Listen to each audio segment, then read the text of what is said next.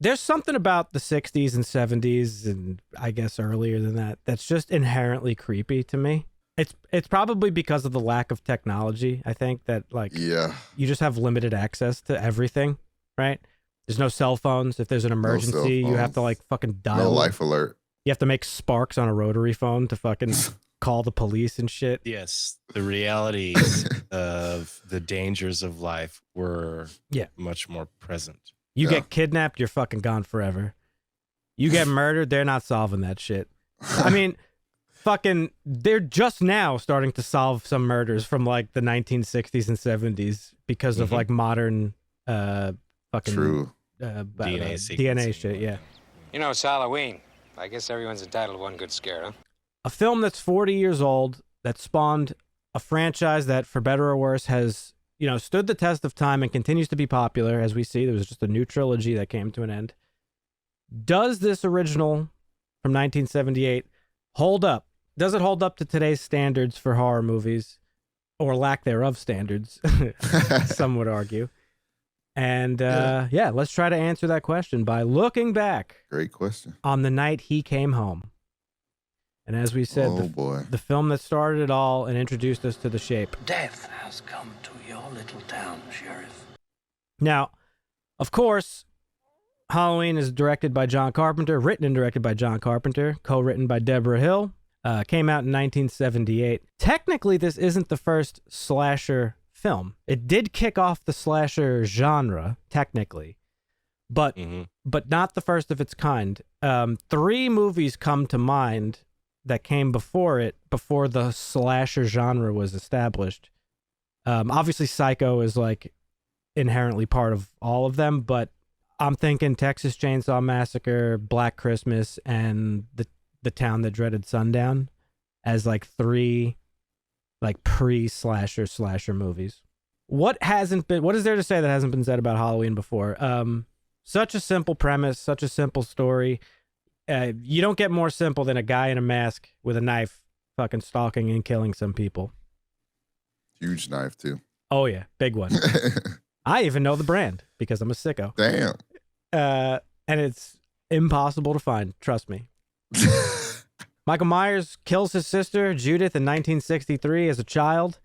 He gets tossed into a mental institution, breaks out of the mental institution in 1978 on Halloween, gets infatuated with a random girl and her friends, and then boom goes dynamite. That's the movie. That's it. The opening of this film is incredibly effective. Puts you literally into the eyes of the killer, right? Yeah. In that first-person perspective. But it tells you all you need to know and all you'll eventually come to find out about Michael Myers. Yeah.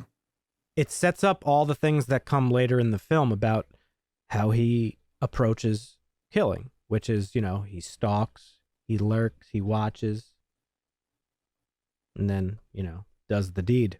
Right. And one of the things that's so incredible about the movie is the ingenuity that went into this movie. We talked about simplicity. Well, this movie was made on a $300,000 budget, and they did... That's crazy. Yeah, they did what they could with what they had. It was filmed in like 2 weeks. You know, this particular shot in the opening of the film, it's the last thing they shot in the movie because the house, the Myers house, was actually a derelict house that they found. They needed to get all the derelict shots first while they had to then wallpaper it and try to dress it up a little bit for that opening of the movie. Oh, right. Okay. But they only dressed up the parts of the house that were actually in frame. And despite being a simple film and a simple production, just there were some things that had never been done before. And in this shot specifically, they used a new type of camera called a Panaglide, I think it was. And it was a Steadicam that the camera operator wears and literally just walks around. That's how you get that first-person perspective. And what's funny about this scene is that while the camera is traveling through the house, the crew is behind fucking reorganizing the lighting and getting everything situated for when the camera eventually comes back down the stairs after he does the killing. Yeah. And then, of course, the first-person perspective is broken when his parents see him pull the mask off. And it's revealed to be a fucking little boy. Oh, my God. Mind-blowing at the time, right? Mm-hmm. It's hard for me to talk about this movie because I know it like my body. Like, I could say every line of dialogue right off the top of my head. So, yeah. Trying to put myself into the mind of a person in the 70s watching this for the first time, like any movie similar to it, a horror movie, it's never a fucking kid. What a reveal. Yeah. Right? Yeah. Yep. Audience expectations were completely slashed. See what I did there? Right in the beginning of the movie, and it sets the tone for everything. Talking about ingenuity in filming, Marvin, this movie was filmed in March. And in Southern California. There's some shots, I don't know if you noticed, but you see palm trees and shit in the background. It's actually really funny because it's supposed to be in fucking Illinois. Yeah. And on Halloween, all the leaves you see, Marvin, were leaves that the crew collected and spray painted brown. And wow. they picked them up after every shot and reused them. That's dedication. Yeah. Yeah. I mean, you got to make it work. You got to make it work. We got 300,000 guys. Let's get to it. Yeah. And actually 300,000 back then though, that's like $5 million. No, it wasn't. It was still very low. Remember, I've said this before, this went on to be the most successful independent film of all time. I think, somebody can correct me in the comments, I think it was usurped by the Blair Witch Project. So for that many years, it maintained its status. I believe that. Talking about expectations, somebody coming into Halloween for the first time now, who has maybe never seen it, maybe you, Marvin, they might be expecting like an hour and a half of like a blood-soaked fucking murder fest. Right. But it is not that. It's the opposite of that. It's not about the kills at all. It's about mood and atmosphere. The suspense of what's coming. Yes. There's a lot of setup for that. Mm-hmm. Yeah, for sure. Like, you don't need all that backstory. You don't need all those explanations that people have loved to do over the years.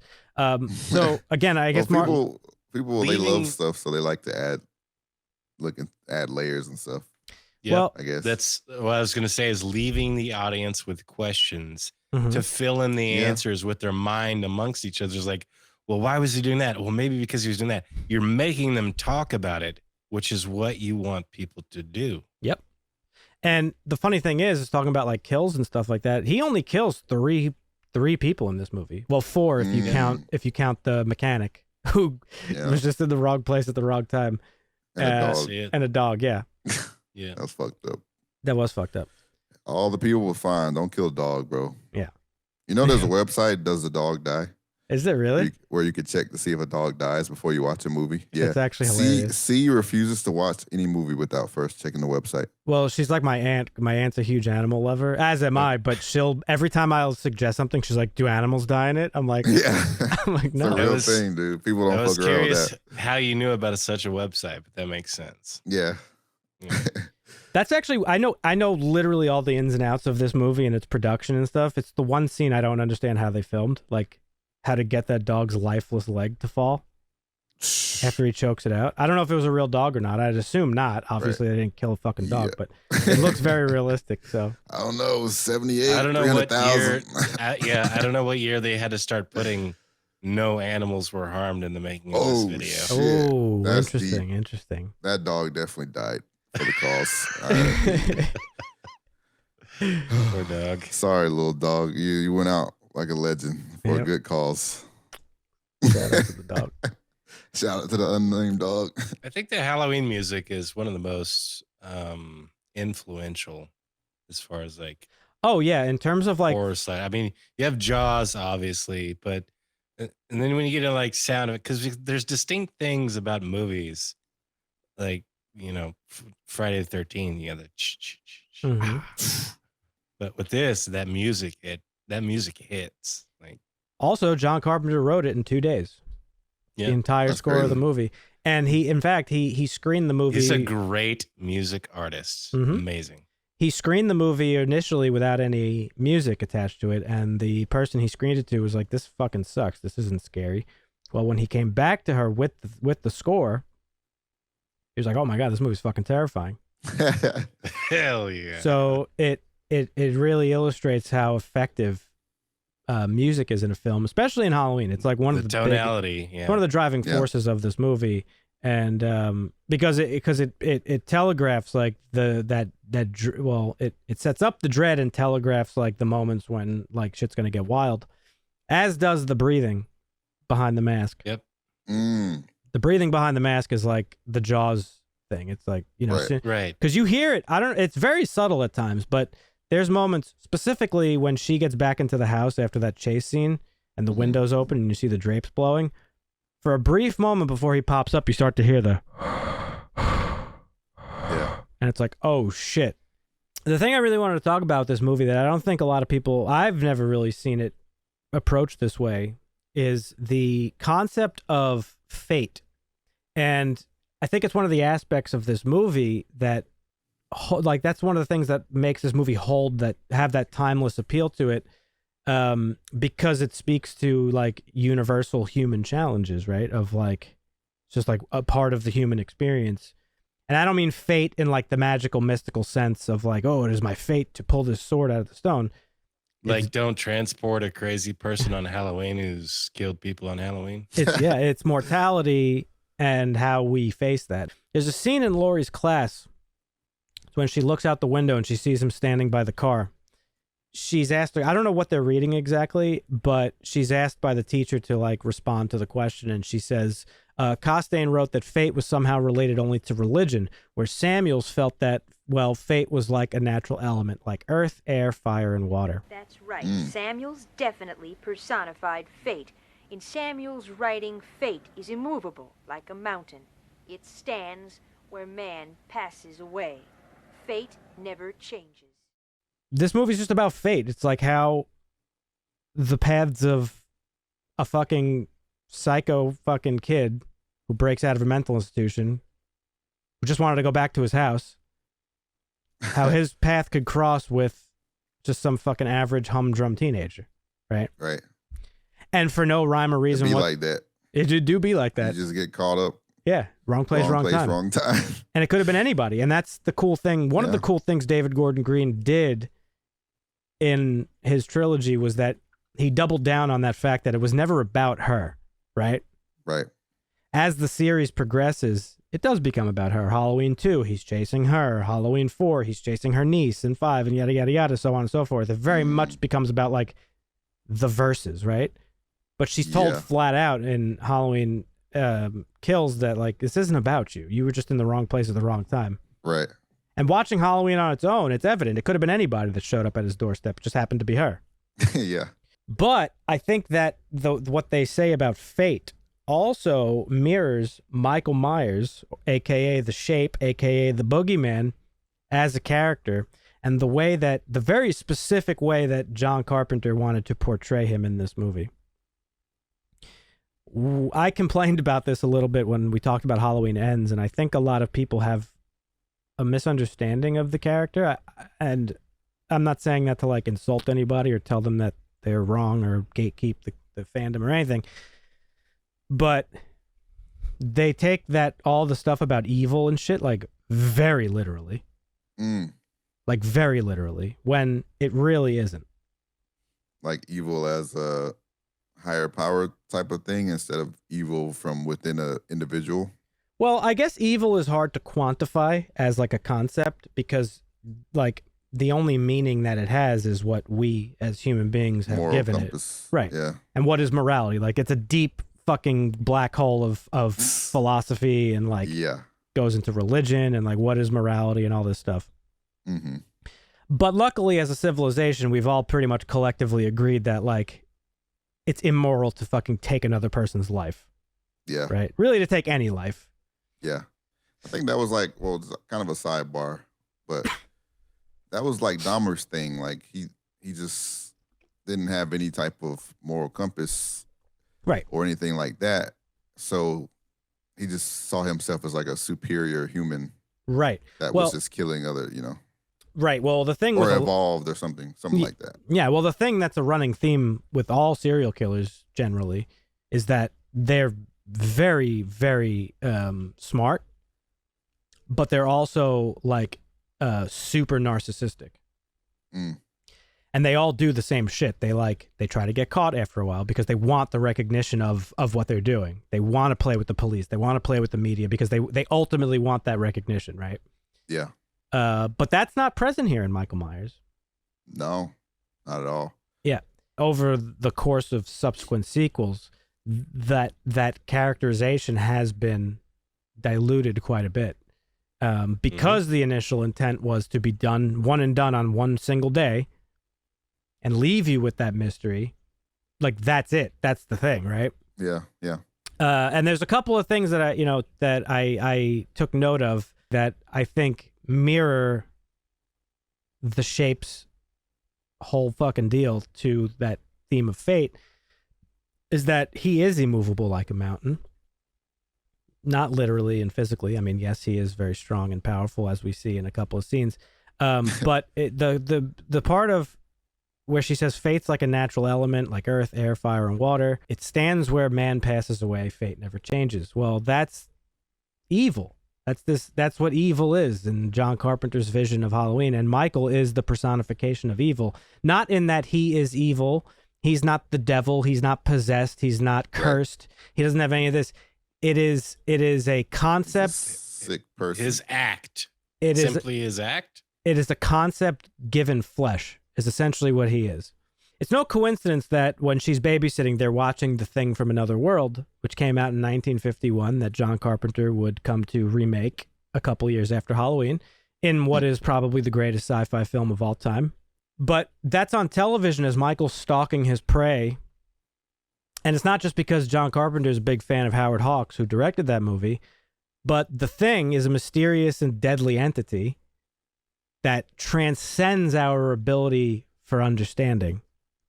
And the trailer for The Thing, that movie, is explicit in explaining that. And there's a tagline from the trailer of that movie. It says, "Is it human or inhuman?" Earthly or unearthly? Baffling questions, astounding questions that not even the world's greatest scientific minds can answer. So in the original script for Halloween, Michael Myers was referred to as the Shape.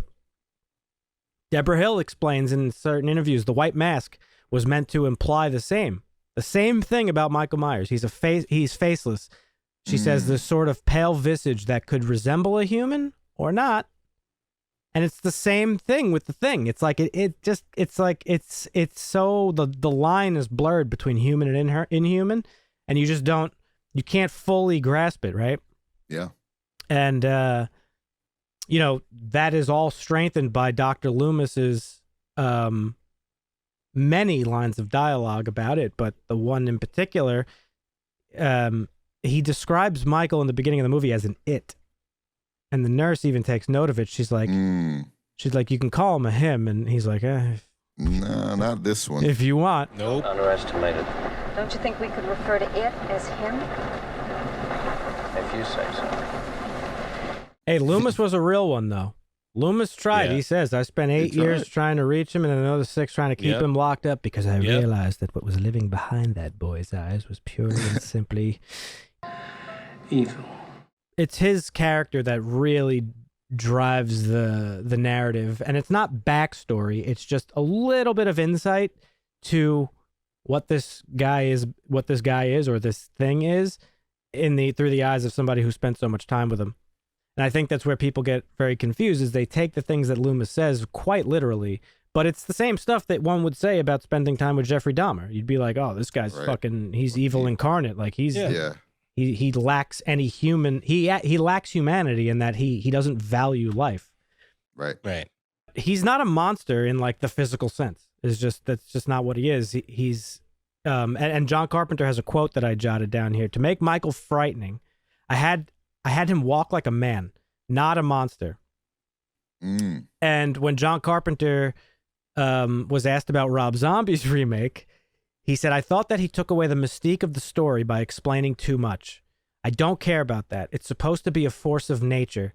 He's supposed to be almost supernatural. And I thought it was funny that even years later, John Carpenter himself ebbs and flows between calling Michael it versus him. In his own quote, he said it. It's supposed to be a force of nature. Well, and that's one of the things I like about like the old horror thriller shows is they really understood that what humans don't know is what we fear the most. Mhm. So the more you try and explain it, the more we understand it and the less we're afraid of it. So people are like, it's like Superman, scary motherfucker. Oh, like kryptonite. Yeah, easy. Got Yeah.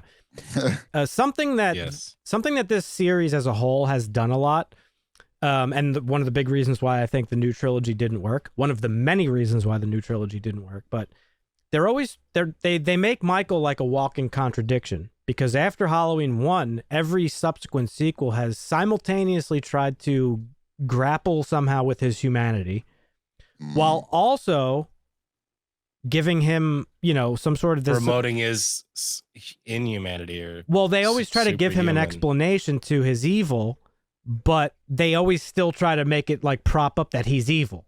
So the two don't work together. It's like you can't have him be a human being and also be the personification of evil. It doesn't work out, which is why this one is so effective.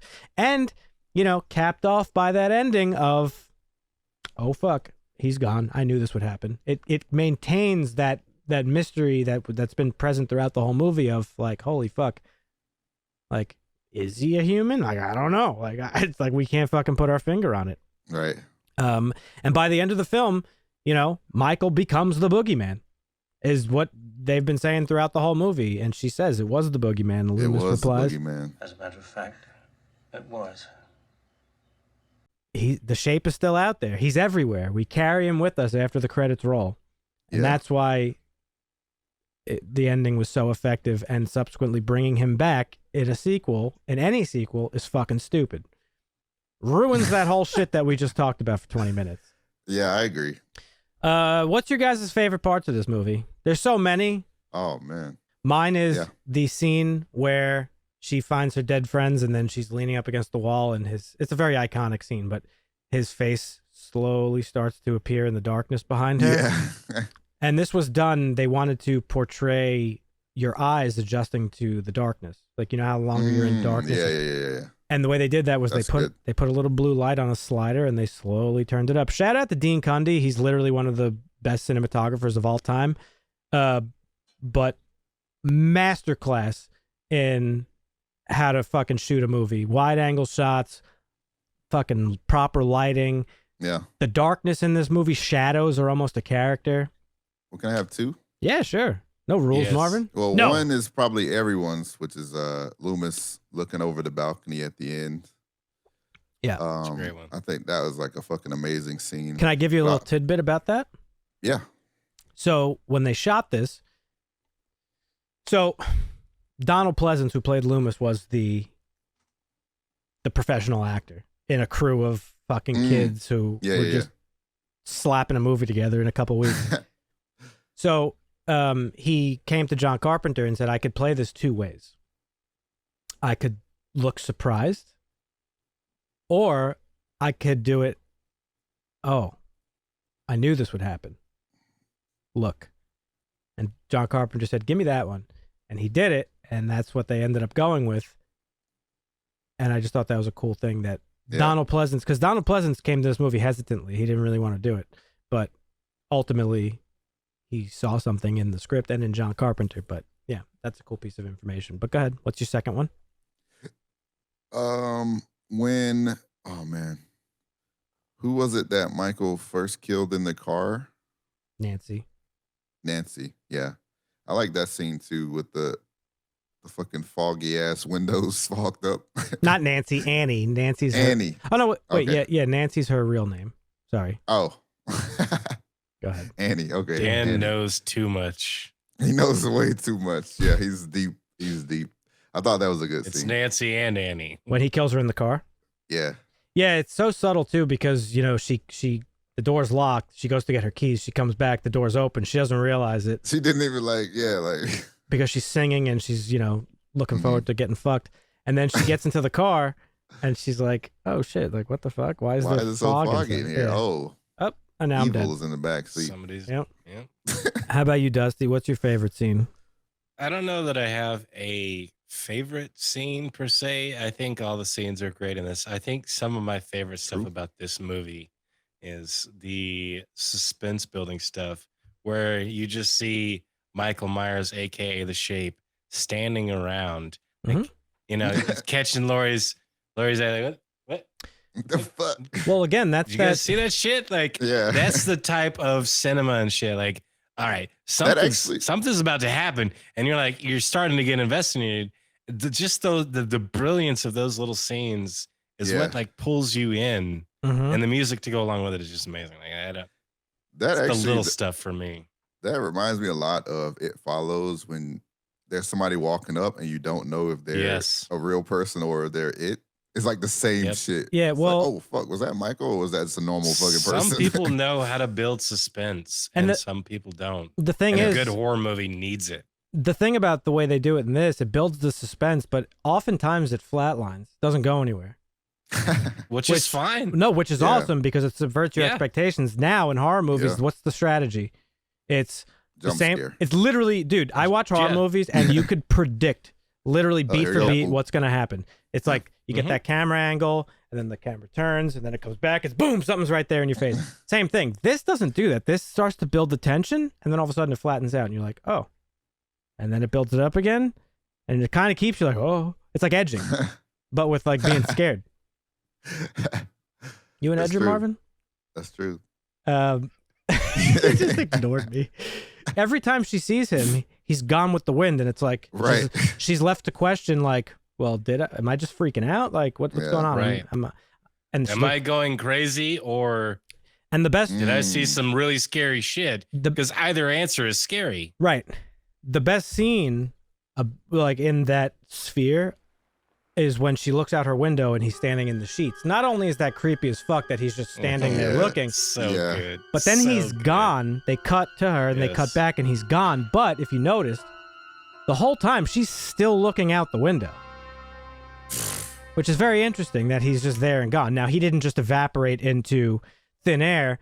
It's just subtle cinematic language to give you that idea that like, building oh, the shit. suspense, right? Yeah. And this movie's all about that, the theater of the mind. And that's what's the most effective. Blood flowing, get the mind cranking. What's going on here? What? That's crazy. The movie plays like a Hitchcock film, which obviously is a huge homage to Psycho. Yes. It plays as like an episode of Twilight Zone. There's just like It Follows, there's like this dream-like sort of quality to the movie that turns into a nightmare. You know, a fucked up scene, like when Laurie was she's like running door to door, screaming for help. Yeah. And the neighbor looks out the window, sees her, and she's like, nah. Well, it's Halloween. Everybody's playing fucking gags and shit, Marvin. That's why I said, yeah, the 50s and 60s, true. So much scarier. You can't even get the fucking neighbors to answer the door. If I had a fucking cell phone, I'd be like, yo, what up? There's a guy chasing me.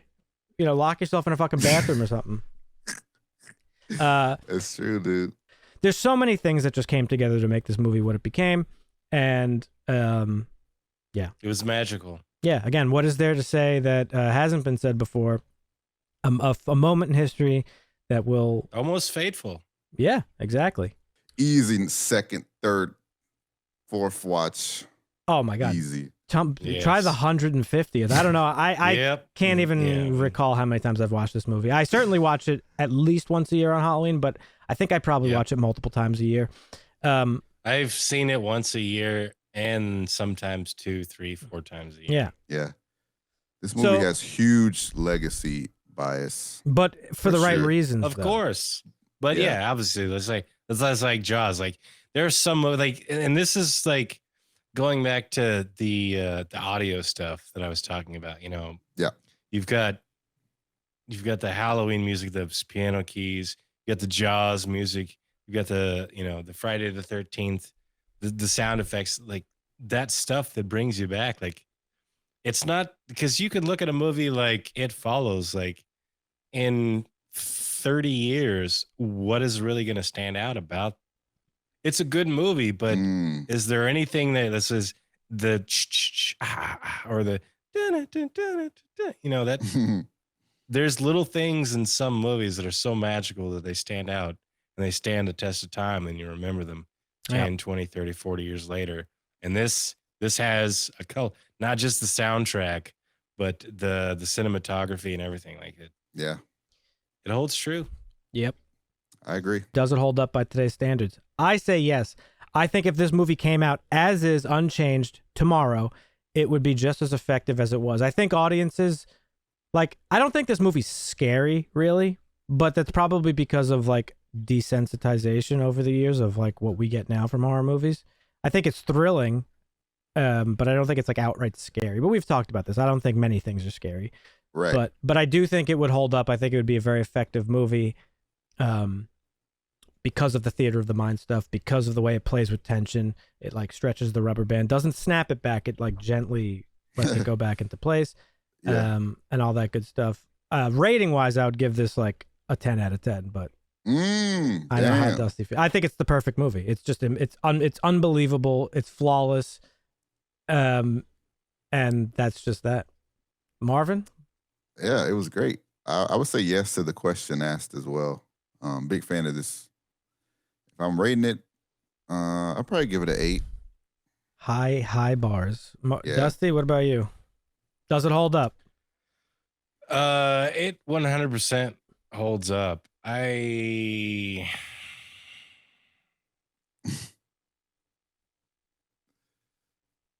tough customer. I give it an 8.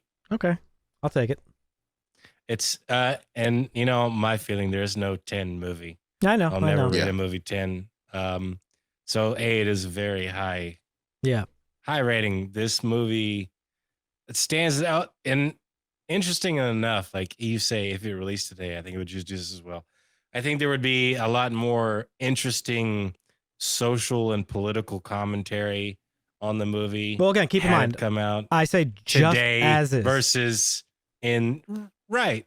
But I still think that if you released it today and nobody had ever ingested this type of anything, the social and political commentary on it, because of the way that social and political commentary is today, it would be a little bit different in my head. People would pick it apart a little bit different. I don't know that there. Obviously, people would love it, and I think it would hit well. But I still think it would create a different conversation, and it would be interesting to see. Have a safe. Well, by the time you listen to this, you might be dead already. So I hope you had a safe Halloween. Sorry about them razor blades in your Tootsie Rolls. Kids. Don't ingest any poison or razor blades or thumbtacks. Yep. Thank you for watching. You can check out our movie review playlist right over there. And if you enjoyed the content, please consider subscribing. We'll catch you in the next one. See ya. Basta.